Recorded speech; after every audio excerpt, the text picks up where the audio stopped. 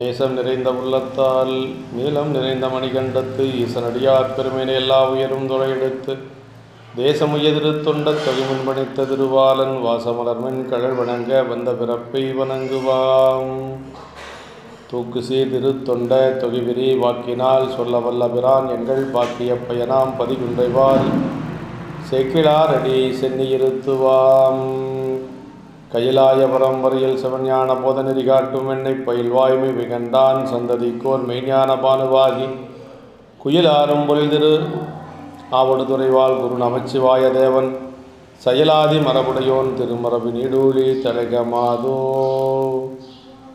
எல்லாம் வல்ல பெருமான் அருந்தரும் பன்னார் மொழி அமிழவர் திரு நனாவுடையாருடைய திருவடிகளை வணங்கி எம்பெருமக்கள் நாயன்மாருடைய பொன்னார் திருவடி தாமர்களை மனமொழி மேகலாலை வணங்கி உரையாசிரியர் சிவக்கணியாவுடைய திருவடிகளை நீள நினைந்து திருவாவடுதுறை ஆதீன பிரமுக சன்னிதானங்களுடைய பொன்னார் திருவடி தாமர்களை மனம் மொழி மேகலாலை வணங்கி ஞானாசிரிய பெருந்தையாருடைய திருவடிகளை எல்லாம் வணங்கி அமைகின்றேன். அன்பார்ந்த சிவனை செல்வர்களே, இன்று தை மாதம் ரேவதி நட்சத்திரம் கலிக்கம்ப நாயனார் குருபூசை திருநாள். திருத்தொண்ட தொகை ஆசிரியர் கலிக்கம்ப நாயனாரை பற்றி சொல்லுகின்ற பொழுது, கைதடிந்த வரிசிலையான் கழிக்கம்பன் கலியன் கலசக்தி வருஞ்செயர்கோன் அடியார்க்கு மடியன் என்று சொல்லி கலிக்கம்ப நாயனாரை கைதடிந்த வரிசிலையான் என்று சொல்லி அருளுகின்றார். அடியாருக்கு பாத பூஜை செய்வதற்கு நீர் வார்த்த அதற்கு தாழ்த்த கொஞ்சம் தாமதம் செய்த தன்னுடைய மனைவியாருடைய கையை தடிந்தவர் என்று சொல்லி திருத்தொண்டை ஆசிரியர் நமக்கு அருளுகின்றார்.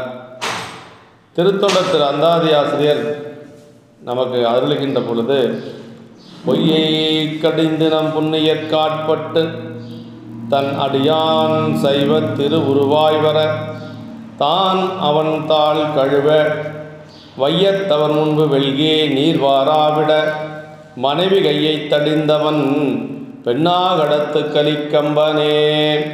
அது பொய்யை கடிந்து நம் புண்ணியற்கு ஆட்பட்டு என்று சொல்லி இறைவனுடைய திருவடிக்கு ஆட்பட்டவர்.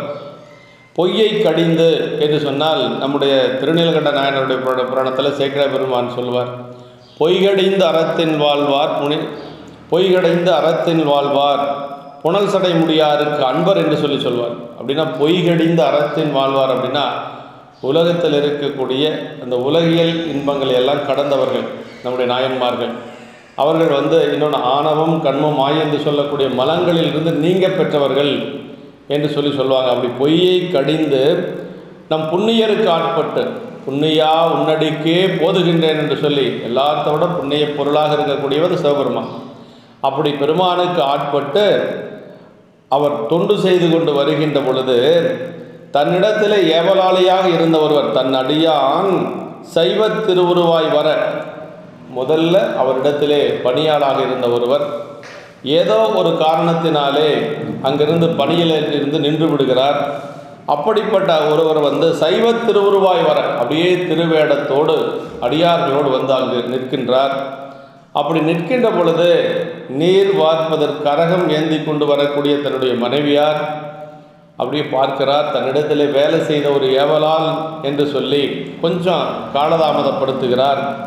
அப்படி காலதாமதப்படுத்திய உடனேயே மனைவியினுடைய கையை தடிந்தவன் தன்னுடைய மனைவி என்றும் பாராது அவருடைய கையை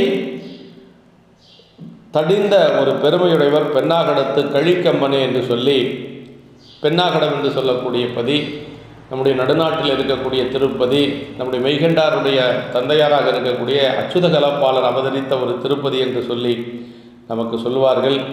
நம்முடைய சைவத்திலே மிக தொடர்புடைய ஒரு திருப்பதி. அந்த பதியிலே அவதரித்தவர் கலிக்கம்பர் என்று சொல்லி சொல்கிறார். நம்முடைய விரிநூல் என்று சொல்லக்கூடிய திருத்தொண்ட புராணத்திலே நம்முடைய சேக்கிழார் பெருமான் இந்த திருச்சரிதத்தை 10 திருப்பாடல்கள் மூலமாக நமக்கு அருளுகின்றார். அதிலே முதல் திருப்பாடலிலே உரிமை ஒழுக்கம் தலை நின்ற உயர்தொல் மரபில் நீடுமனை தரும நெறியால் வாழ்குடிகள் தழைத்து வளரும் தன்மையதாய் வரு மஞ்சுரையும் மலர்ச்சோலை மருந்து சூழ்ந்த வலம் புறவில் பெருமை உலகு பெற விளங்கும் மேற்பால் பெண்ணாடகம் மூதோர் அப்படின்னா பெண்ணாடகம் என்று சொல்லக்கூடிய அந்த பழமை வாய்ந்த ஒரு பதி மூதூர் என்று சொல்லக்கூடியது உண்மை உரிமை ஒழுக்கம் தலை நின்ற உயர் தொல்மரபில் என்று சொல்லி நல்ல ஒழுக்கத்திலே தலை நின்ற அந்த பழமையான மரபிலே நீடுமனை தர்மநெறியில் வாழ்வுடிகள் தலைத்து வரும் நீடுமனை தர்மநெறியில் தர்மநிலை தவறாது அங்கிருந்த பெரியோர்கள் வாழ்ந்து வருகின்றார்கள். அப்படி அந்த ஊரானது மலர்ச்சோலைகள் நிறைந்த ஒரு பதி. அந்த மலர்ச்சோலைகளே மேகங்கள் தவழ்ந்து கொண்டிருக்கக்கூடிய அளவுக்கு உயர்ந்த சோலைகள் இருக்கக்கூடிய ஒரு பதி என்று சொல்லி அந்த ஊர் எப்படிப்பட்டது என்று சொன்னால் பெருமை உலகு பெற விளங்கும் மேன்பால் என்று சொல்லி உலகு பெருமை பெற விளங்குதல் எப்படி அப்படின்னா அந்த ஊரினுடைய சிறப்பு என்ன என்று சொன்னால் நம்முடைய ஆணுடைய பிள்ளையார் அந்த தலத்திலே பதிகம் பாடி வழிபாடு செய்து கொண்டு அப்படியே திருநெல்வாயில் அறத்துறை செல்லுவதற்காக மாறன்பாடி செல்லுகின்றார். மாறன்பாடி எழுந்தருள்கின்ற பொழுது ஞானசம்பந்த பெருமானுடைய தந்தையார் அவரை தோளிலே சுமந்து கொண்டு வந்தவர் அங்கே கொஞ்சம் இறக்கி விடுகிறார். அப்படி இறக்கி விடுகின்ற பொழுது அவர் நடந்து வந்த வேலை ஒரு வெயில் காலமாக இருந்ததனாலே அவருடைய பாத தாமரைகள் நொந்தன பைய பைய என்று சொல்லி சேக்கிழ பெருமான் சொல்வார். அப்படி அந்த குழந்தை வெயிலில் நடந்து வந்து தாமரை போன்ற திருவடிகள் கொஞ்சம் நொந்தது என்று சொல்லி அதை பார்த்து பெருமானை அவருக்கு அறத்துறை பெருமான் அவருக்கு முத்து சிவிகை கொடுத்த ஒரு பெருமையுடையது இந்த பதி என்று சொல்லி சொல்வார்கள். அப்படி அதற்கு பிறகு ஞானசம்பந்த பெருமான் பல்லக்கிலே செல்லுவது அங்கிருந்து தான். அந்த பல்லக்கு கிடைப்பதற்கு அவர் அங்கே வருகின்ற பொழுது மாறன்பாடி வந்து வருகிறார். அங்கு பயணத்தை அவர் ஆரம்பித்தது பெண்ணாகடத்திலே பதிகம் பாடி அதற்கு பிறகு வருகின்ற பொழுதுதான் இந்த நிலையெல்லாம் நடக்கின்றது. திரு அறத்துறை நாதரால் முத்து சிவிகை பெற்று ஞானசம்பந்த பெருமான் முத்து சிவிகை பெற்று உலகை விளக்கினார் என்று சொல்லி சொல்றார். அந்த இடத்தை நமக்கு சேக்கிழ பெருமான் சொல்லுகின்ற பொழுது சோதி முத்தின் சிவிகை சூழ்ந்து வந்து பார் மீது தாழ்ந்து வெண்ணீற்றொளி போற்றி நின்று ஆதியார் அருளாதலின் அஞ்செழுத்து ஓதி ஏறினார் உய்ய உலகலாம் என்று சொல்லி அந்த முத்து சிவிகையில் ஏறிய நிகழ்வை நமக்கு சேக்கிழ பெருமான் அருளுவார். அப்படி முத்து சிவிகை கொடுத்ததை சொல்ல வருகின்ற பொழுது உலகலாம் என்று சொல்லி சொல்கிறார். இந்த உலகலாம் என்று சொல்லக்கூடிய அந்த இடம் 15 இடங்களில் வந்தாலும் முதல் இடை கடை என்று சொல்லக்கூடிய வகையிலே முதலிலே பிராணம் ஆரம்பித்தது, கடைசியிலே பிராணம் நிறைவாகிறது என்றும் இன்பம் பெருகும் இயல்பினார் என்று சொல்லக்கூடிய திருப்பாடல். இடையிலே வைத்து போற்றக்கூடிய இடம் இந்த பிள்ளையாருடைய முத்து சிவிகை வாங்கியது என்று சொல்லி சொல்வார்கள். அவ்வளவு பெருமையுடையது இந்த பெண்ணாகடப்பதி. அந்த பெண்ணாகடத்திலிருந்து தான் அவர் நெல்வாயில் அறத்துறை செல்லுகிறார். அது மட்டுமல்லாது நாபுக்கரசு பெருமான் சமணத்திலே இருந்த காலை சமணத்திலே இருந்த பொழுது சிவ நிந்தனை செய்திருக்கிறோம், அதனால் சமணர்கள் கொடுத்த உணவை உண்டு நாம் வாழ்ந்திருக்கிறோம் என்று சொல்லி அந்த உடம்பனுடைய தொடக்கு நீங்குவதற்காக பெருமாண்டத்திலே அங்கு பெண்ணாகடத்திலே தான் அவர் விண்ணப்பம் செய்கின்றார். பொன்னார் திருவடிக்கு ஒன்று உண்டு விண்ணப்பம் என்னாவி காப்பதற்கு இச்சையுண்டேன் இருங்கூற்று அகல மின்னாரும் மூவிலை சூலம் என்மேல் பொறி என்று சொல்லி அந்த பெருமானிடத்தில் இடமும் சூலமும் வேண்டி பெறுகிறார். திருநீரும் கேட்கிறார். பெருமான் இதை மூன்றையும் அங்கு பூதகணங்கள் மூலமாக சிவகணங்கள் அவருக்கு அந்த லட்சணையை பறித்ததாக நமக்கு பெரிய புராணத்திலே சொல்லப்படுகிறது. இப்படி நாபுக்கரசு பெருமானுடைய தோளிலே இடமும் சூலமும் பொறித்த ஒரு பெருமையுடைய பதி இந்த பெண்ணாகடம் என்று சொல்லுவது.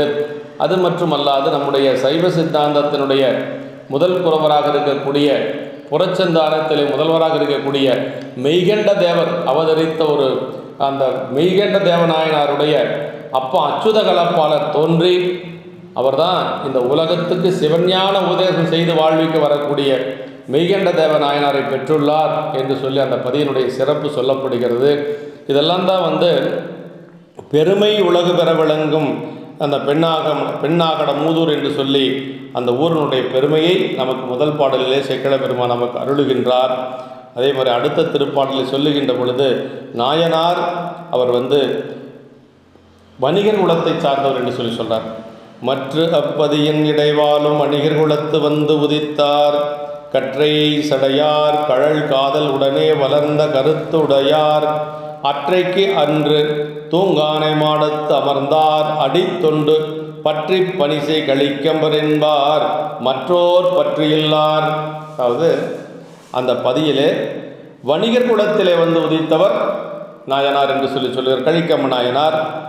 கற்றை சடையார் கடல் காதலுடனே வளர்ந்த கருத்துடையார், பெருமானுடைய அந்த இறைவன் அந்த பெருமானுடைய திருவடியிலே மிகுந்த காதலோடு வளர்ந்த பெருமான் என்று கருத்துடையவர் என்று சொல்லி, அப்படி அற்றைக்கு அன்று தூங்கானை மாடத்து அமர்ந்தார் அடித்தொண்டு பற்றி பணிசை.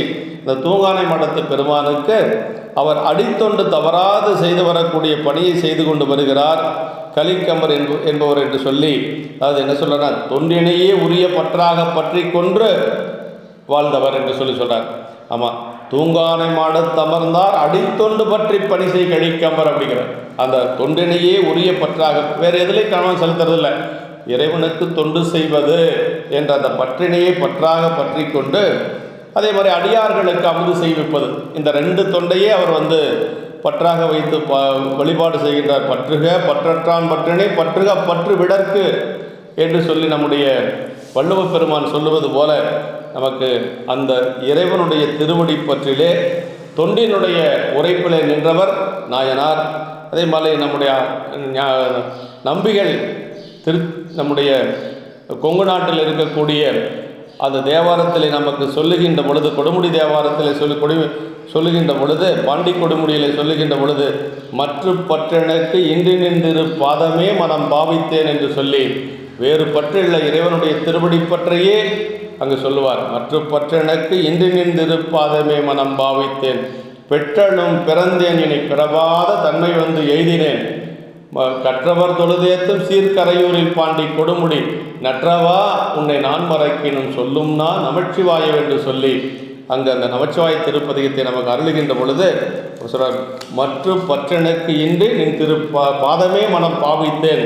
இறைவனுடைய திருவடியிலே பற்றாக இருக்கக்கூடிய பெரியவர்கள் உலகப்பற்றை நாடி செல்ல மாட்டார்கள், அதைவே பற்றாக இருக்கக்கூடியவர்கள் என்று சொல்லி நமக்கு பல இடங்களில் நாம் சிந்திக்கிறோம் என்று சொல்லி, அப்படிப்பட்ட நாயனார் அடியார்களுக்கு எப்படியெல்லாம் அவர் வந்து அமுது செய்வார் அப்படின்னா, அவர் எந்த வகையிலே அமுது செய்தார் என்று சொல்லுகின்ற பொழுது, ஆன அன்பர்தாம் என்றும் அரணார் அன்பர்க்கு அமுது செய்ய மேன்மை விளங்கு போனகமும் விரும்பு கறி நெய் தயிர் தீம்பால் தேனின் இனிய கனி கட்டியிருந்த அமுது செய்வித்து ஏனை நிதியம் வேண்டுவன எல்லாம் இன்பமுற அளிப்பார்.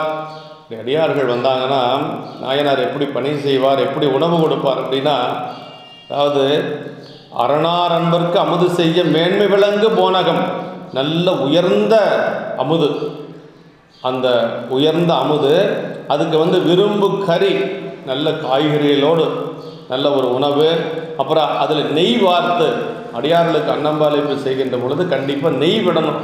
ஆமாம், நெய்யெல்லாம் உண்டி பால் என்று சொல்லி அவை பாட்டி சொல்லுவாங்க. அது மாதிரி நெய், அதுபோக வந்து சாப்பிடுகின்ற பொழுது தயிர், அப்புறம் தீம்பால், தேனின் இனிய கனி, அந்த கனி வகைகள் எப்படி இருக்கணுமா, தேனை விட சுவை மிகுந்த கனிகளாக வைப்பாராம். அப்புறம் என்ன சொல்லார், கட்டி அப்படின்னு சொல்கிறார். கட்டினா அதாவது இனிப்பு பலகார வகைகள் அப்படின்னு சொல்லணும் இல்லைங்களா, அது கட்டி திருந்த அமுது செய்வித்து ஏனை நிதியம் வேண்டுமென எல்லாம் இன்பமுற அளிப்பார். அது மட்டுமல்ல, உணவு கொடுத்து வரக்கூடிய அடியார்களுக்கு ஏதாவது நிதிகள் வேண்டும் என்று சொன்னாலும் அதையும் கொடுத்து ஆதரித்தவர் நம்முடைய நாயனார். அப்படின்னா நல்ல ஒரு செல்வாக்காக வாழ்ந்திருக்கிறார்.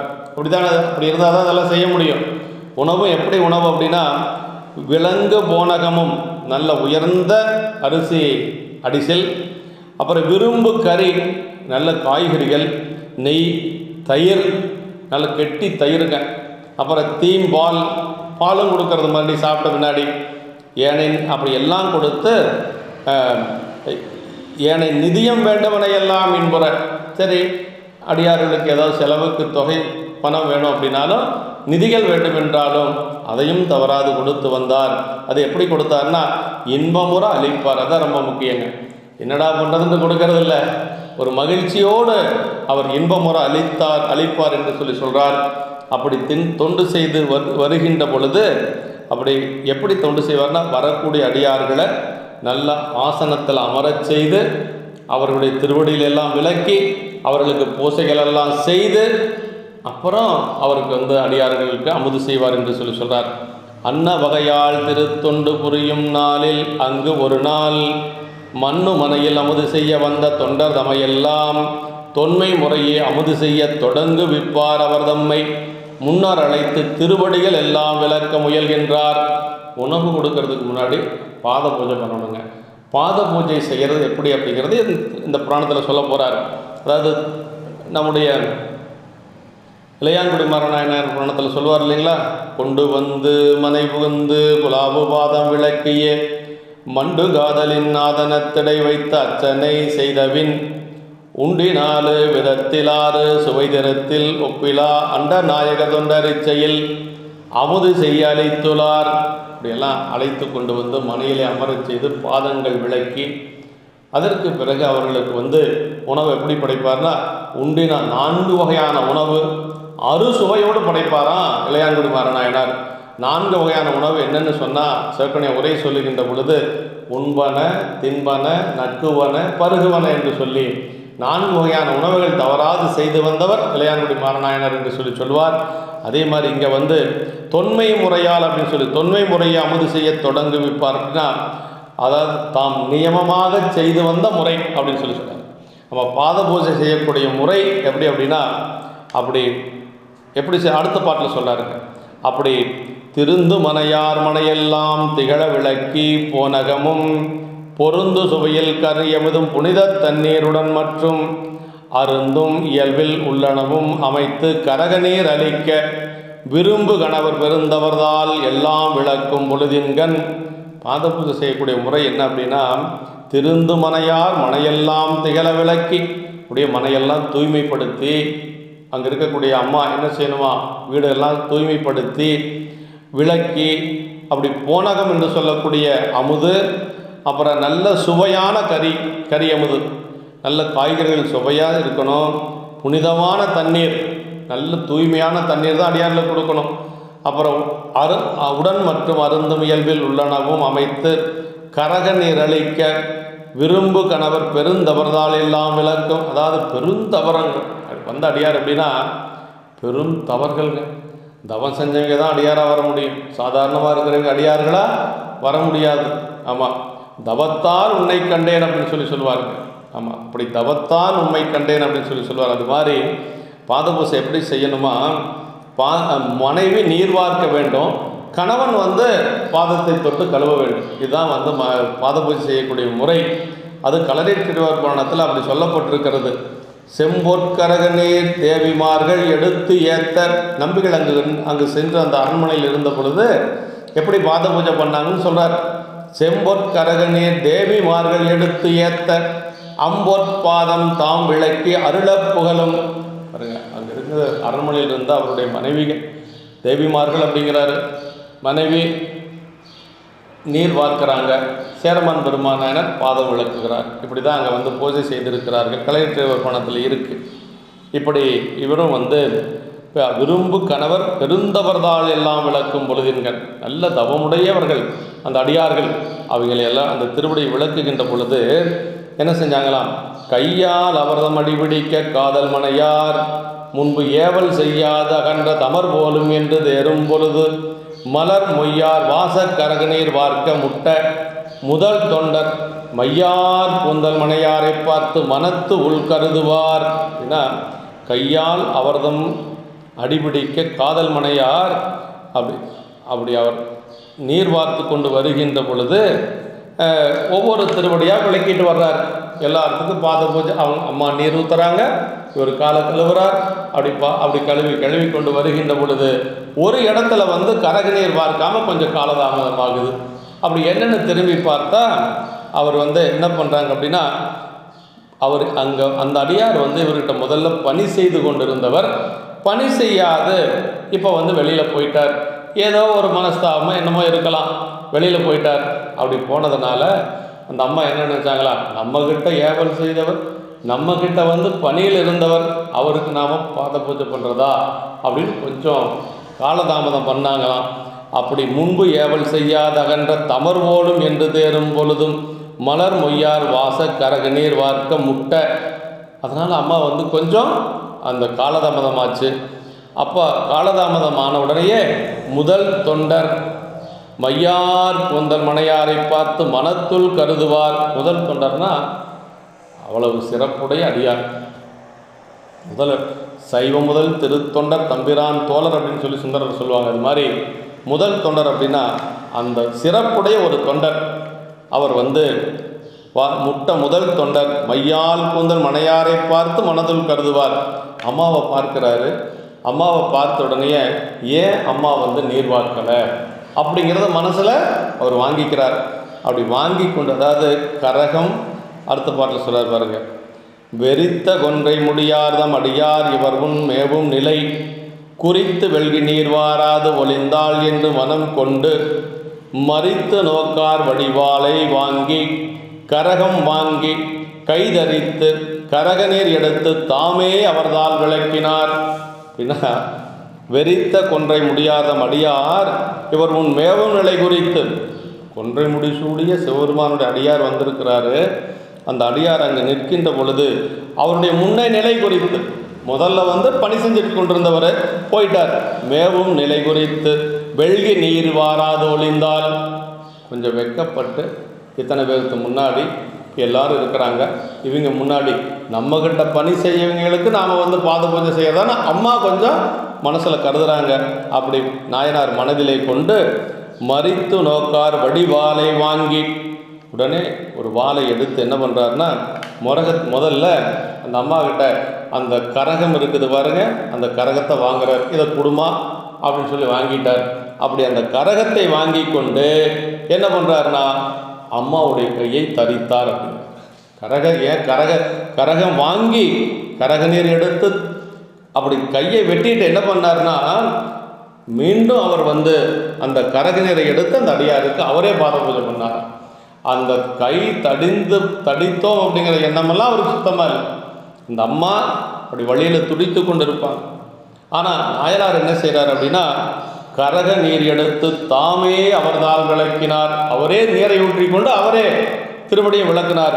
அப்படின்னா கரகத்தை ஏன் வாங்கி அந்த கையை தரித்தார் அப்படிங்கிறதுக்கு சேக்கோனிய உரை சொல்கிறார். கரகம் அடியாருக்கு உதவும் புனித நீருடையது. ஏன்னா அந்த கரகம் என்னென்னா அடியார்களுக்கு பாதம் விளக்கக்கூடிய புனித நீரை உடையது. அதனால் அதனுடன் தண்டித்தல் தகாது என்று அதனை தான் வாங்கி நீக்கிங்கிறது. அந்த அந்த அடியாருக்கு செய்யக்கூடிய அந்த புனித நீரை கொடுக்கக்கூடிய அந்த கரகத்தோடு தண்டித்தல் தகாது என்று சொல்லி அதை முதல்ல அவர் கையால் வாங்கி மனைவியார் செய்ய தவறி அதனை தாமே செய்து திருத்தொண்டினை நிறைவாக்கினார் என்று சொல்கிறாருங்க. ஆமாம், அவர்தான் விளக்கினார். செஞ்சு சேர்க்கக்கூடிய தொண்டை பாதியில் நிறுத்தக்கூடாது. அதனால் அவரே அந்த தொண்டை செய்து கொள்ளுகிறார் என்று சொல்லி அப்படி செய்துட்டு அவர் எப்படி இருந்தார்னா துளக்கில் சிந்தைங்கிற ரொம்ப கொஞ்சம் கூட மனச்சலனம் இல்லாத அந்த தொண்டை செய்து கொண்டிருக்கிறார். விளக்கி அமுது செய்வதற்கு வேண்டுவனதாமே செய்து வேண்டுவன தாமே செய்து துளக்கில் சிந்தையுடன் தொண்டர் தம்மை அமுது செய்வித்தார். அளப்பில் பெருமை அவர் விண்ணும் அடுத்த தொண்டின் வழி நின்று களத்தில் நஞ்சமணிந்தவர்தால் நிழல் கீழ் அடியார் உடன் கலந்தார். என்ன விளக்கி அப்படி பாத நீரெல்லாம் செய்து பாத புதையெல்லாம் செய்து கொண்டு அதே மாதிரி அமுது செய்வதற்கு தேவையான அத்தனையும் அவரே செய்கிறார். ஏன்னா அம்மா தான் கை வெட்டுப்பட்டு அப்படி இருக்கிறதுனால அந்த பணியும் அவரே செய்கிறார். ஆமாம், அதை அமுது செய்வதற்கு வேண்டுவனதாம் தாமே செய்து துளக்கில் சிந்தையுடன் இப்போ அப்படியெல்லாம் நடந்ததுனால ஏதாவது அவருடைய மனசில் வந்து கொஞ்சமாவது ஒரு மாற்றம் இருந்ததுன்னா கொஞ்சம் கூட மாற்றம் இல்லையா. துளக்கில் சிந்தைனார் அப்படின்னா முன்னை நிகழ்ந்த செயலை பற்றி சிறிதும் மனம் அசையாதபடி அப்படிங்கிறாருங்க. அப்படி துளக்கில் ஒரு தொண்டர் தம்மை அப்படி எல்லாம் செய்து அடியார்களை அமுது செய்வித்தார். அளப்பில் பெருமை அவர் விண்ணும் அடுத்த தொண்டின் வழி நின்று. அளப்பில் பெருமை, அவருடைய பெருமை எப்படிப்பட்ட பெருமை அப்படின்னா அளவில்லாத பெருமை அப்படின்னு சொல்கிறாருங்க. அதாவது சுரும்பமரும் குழல் மடவார் கடைக்கண் நோக்கில் துலங்காத சிந்தையராய் துறந்தோர் உள்ள பெரும்பயனை பெரும்பற்ற புலியூரானை பேசாத நாளெல்லாம் பிறவா நாளேன்னு சொல்லி அப்பர் சாமிகள் தில்லை தேவாரத்தில் சொல்கிறார். அப்படின்னா சுரும்பமரும் குழல் மடவார் கடைக்கண் நோக்கில் துலங்காத சிந்தையராய் துறந்தோர் உள்ள பெரும்பயனை என்று சொல்லி, அப்படி துறந்தோர் துலக்கமில்லாத சிந்தையுடையவர் நம்முடைய நாயனார் என்று சொல்லி மீண்டும் அவர் அந்த தொண்டை அப்படியே செய்து கொண்டிருக்கிறார். அப்படி அதான் சொல்கிறார் அளப்பில் பெருமை அப்படின்னா. அளப்பில் பெருமைனா நம்முடைய பாயிரத்தில் சேக்கிழ பெருமான் அடியாருடைய பெருமைகளை பற்றி சொல்லுகின்ற பொழுது அடியாருடைய பெருமை அளவில்லாத பெருமை. அந்த அளவில்லாத பெருமையுடைய அடியாருடைய பெருமையை நான் அளவிட்டு சொல்ல முடியாது. அப்படி இருந்தாலும் ஏன் நான் சொல்கிறேன்னா, சொல்ல வேண்டும் என்ற ஒரு ஆசை என்னை துரத்துகிறது அப்படின்னு சொல்லி பாயிரத்தில் சொல்வார்.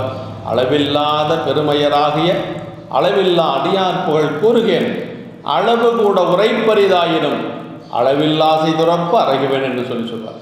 அளவில்லாத ஆசை என்னை துரத்துகின்றது, அதனால் நான் அதை செய்கின்றேன் இந்த பணியை என்று சொல்லி நமக்கு அந்த பாடலில் நமக்கு சேக்கிழ பெருமான் அருள்வார்.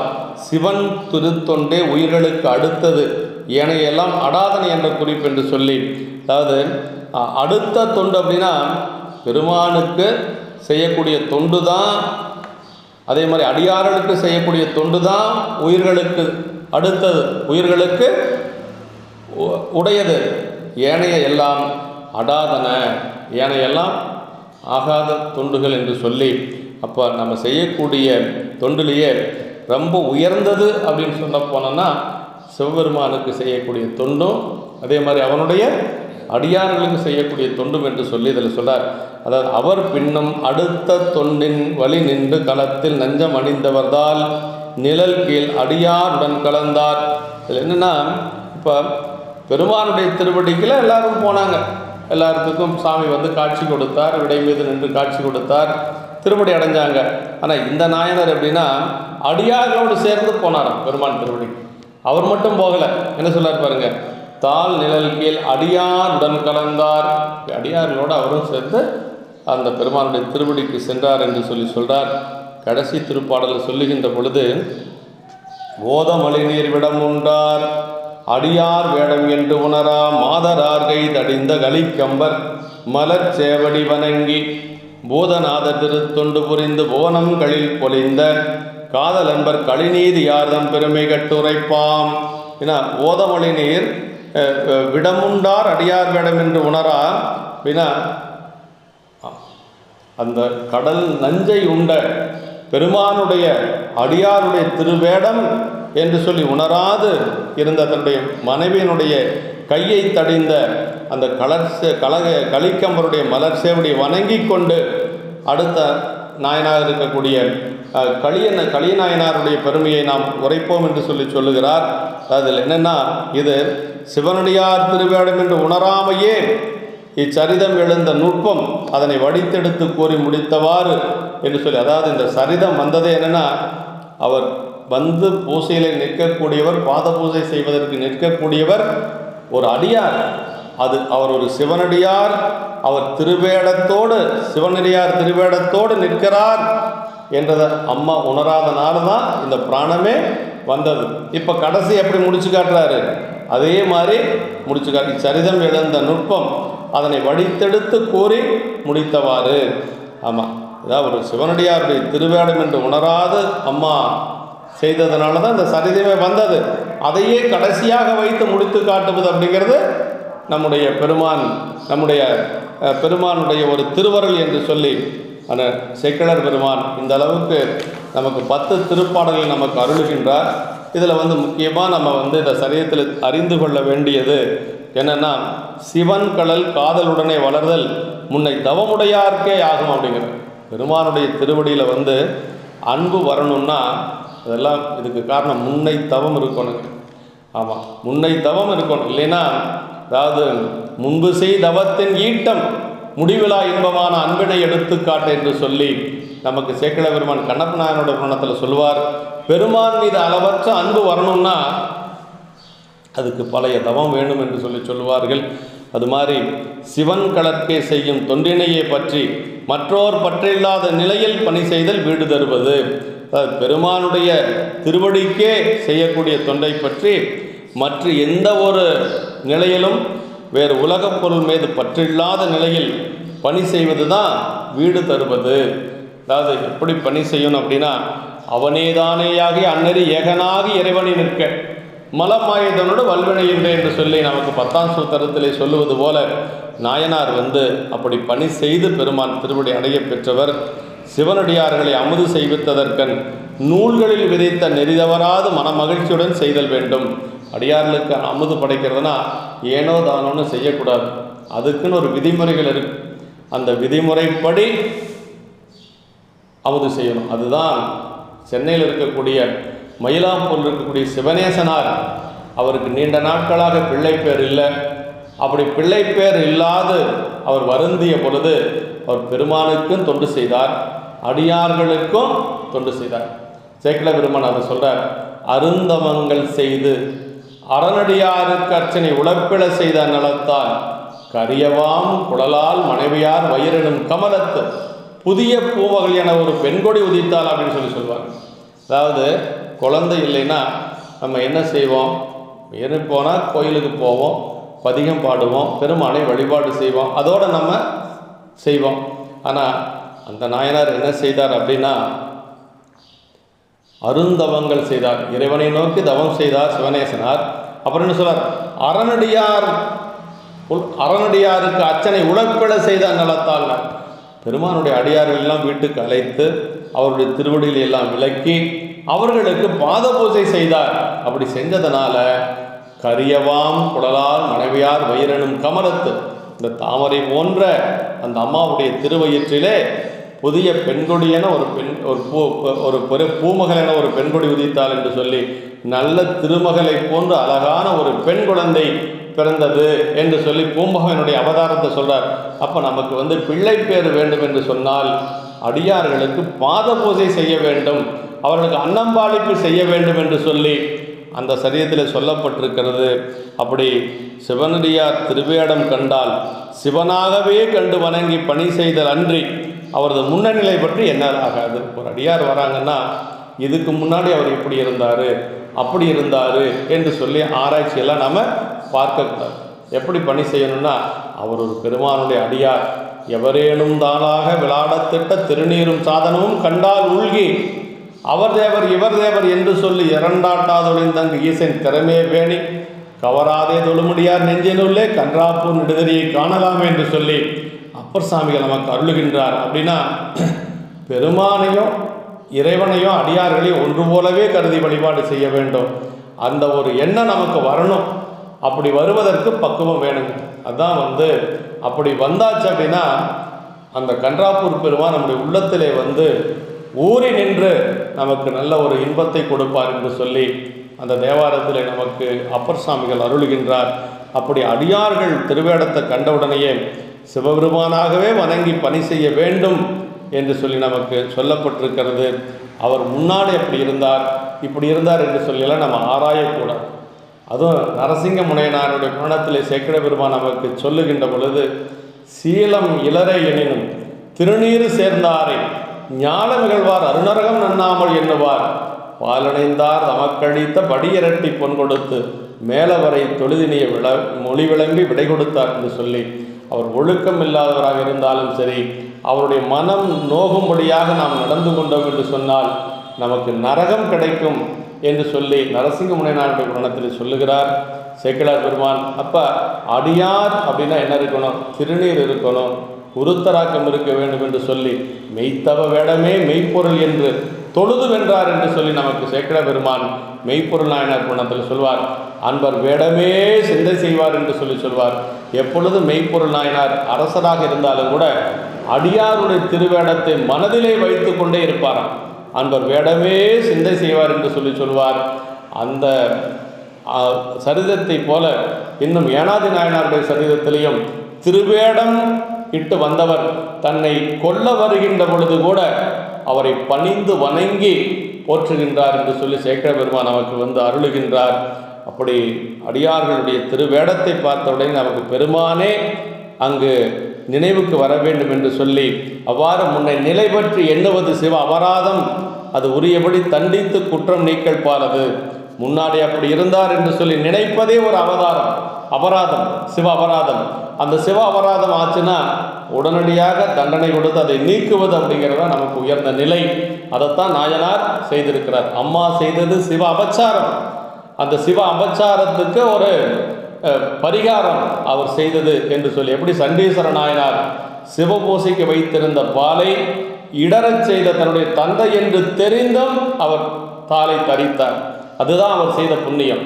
அப்போ சிவ குற்றம் நடந்தால், சிவ அபச்சாரம் நடந்தால் அப்பொழுதே அதை தண்டிக்க வேண்டும் என்பதுதான் நியமம் என்று சொல்லி நம்முடைய நாயனார் அது பற்றித்தான் தன்னுடைய மனைவியாருடைய கையை தரித்தாரே ஒழிய வேறு காரணம் எதுவும் இல்லை. மனைவியார் செய்த சிவ அபராதத்துக்காக அவர் கையினை தடிந்த கலிக்கம்ப நாயனார் அது பற்றி துலக்கமில்லாத சிந்தையுடன் திருத்தொண்டு செய்திருந்தார். இது சிவனையன்றி மற்றொரு பற்றும் இல்லாத பெரியோர் நிலை. இப்போ கையை வெட்டிட்டாரு, அந்த அம்மா துடிச்சிட்டு இருக்கிறாங்க, இருந்தாலும் மேற்கொண்டு அந்த தொண்டை செய்கிறார். அந்த பாத பூசையை முடித்து கொண்டு அடியார்களுக்கு அன்னம் பாலிப்பும் செய்து கொண்டு அதற்கு பிறகுதான் என்னன்னு பார்க்கக்கூடாது. அப்படின்னா இவருடைய நிலை என்ன அப்படின்னா, சிவனையன்றி மற்றொரு பற்றுமில்லாத பெரியோர்களை, பெருமானை தவிர வேறு பற்றில்லாத பெரியவர்கள் நம்முடைய நாயன்மார்கள். அதனால தான் நம்முடைய திருவள்ளுவர் தேவநாயனார் சொல்லுகின்ற பொழுது, செயற்கரிய செய்வர் பெரியர் சிறியர், செயற்கரிய செய்யலாதார் என்று சொல்லி, அதாவது நம்ம உலகையில் இருக்கக்கூடியவர்கள் செய்யக்கூடிய செயலை கூட சரியாக செய்ய முடியாது. ஆனால் யாராலும் செய்ய முடியாத செயலை, யாரும் நினைத்து கூட பார்க்க முடியாத செயலை இலகுவாக செய்யக்கூடியவர்கள் நம்முடைய அடியார் பெருமக்கள். அதனால தான் அவங்களுக்கு பேர் பெரியவர் அப்படின்னு சொல்லி நமக்கு பெரிய புராணத்திலே இந்த நூலினுடைய பெயரே திருத்தொன்ற புராணம் தான். அதான் பாயிரத்தில் சேக்கிழ பெருமானே சொல்ல திருத்தொன்ற புராணம் என்பாம் என்று சொல்கிறார். ஆனால் பெரிய புராணம்னு ஏன் பெயர் வந்ததுன்னா, நம்மால் செய்ய முடியாத செயல்களை அருமையாக செய்து காட்டியவர்கள் நம்முடைய பெரியவர்கள். அதனால தான் அவங்களுக்கு பெரியவர் அப்படின்னு சொல்லி பெயர் வந்தது. முதல் சரிதத்திலே திருநீலகண்ட நாயனார் புராணத்திலேயே சேக்கிழ பெருமான் நமக்கு சொல்லிடுறார், ஆதியார் நீலகண்டத்து அளவுதாம் கொண்ட ஆர்வம் வேதியான கேட்டு பெரியவர் பெயர்ந்து நீங்கினர், ஏதிலார் போல நோக்கி எம்மையும் என்றதனாலே மற்ற மாதரார் தம்மையந்தன் மனத்தினும் தீந்தேன் என்றார்கள் என்று சொல்லி, அந்த பெரியவர் என்று சொல்லுவது செயற்கரிய செய்கை செய்தவர்கள் என்று சொல்லி நாம் அறிந்து கொள்ள வேண்டும். அப்படி கலிக்கம்ப நாயனார் கொஞ்சம் கூட துலக்கமின்றி, அந்த துலக்கமில்லாத சிந்தையுடன் திருத்தொண்டு செய்திருந்தார் அப்படின்னா, இது சிவனடி பற்றின் மீது இருக்கக்கூடிய ஒரு உரைப்பு, மற்ற ஒன்றும் இல்லை என்று சொல்லி இந்த நேரத்தில் நம்முடைய கலிக்கம்ப நாயனாருடைய திருவடி தாமர்களை வணங்கி, நம்முடைய குன்றத்தூர் கோமனார் தெய்வ சேக்கிழார் பெருமானுடைய திருவடியை வணங்கி, குருமுகா சன்னிதானங்களுடைய பொன்னார் திருவடி தாமர்களை மனம் மொழி மெய்களாலை வணங்கி அமைகின்றோம். என்றும் இன்பம் பெருகும் இயல்பினால் ஒன்று காதலித்துள்ளமும் ஓங்கிட மன்றுளார் அடியார் அவர் வான் புகழ் நின்றதெங்கும் நிலவி உலகலாம். திருச்சிற்றம்.